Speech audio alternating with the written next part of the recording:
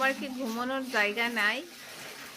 এত জায়গা থাকতে তোমার এখানে ঘুমানো লাগবে কেন? ওই লুচি, লুচি, তুমি এখানে ঘুমাইছো কেন? কেন এখানে? এটা কি ঘুমানোর জায়গা? ওই বলো, তুমি যে এখানে ঘুমাইছো, এটা কি তোমার ঘুমানোর জায়গা? হুম, এত জায়গা থাকতে তুমি টিভির উপর ঘুমাইছো কেন? এই লুচি, লুচি,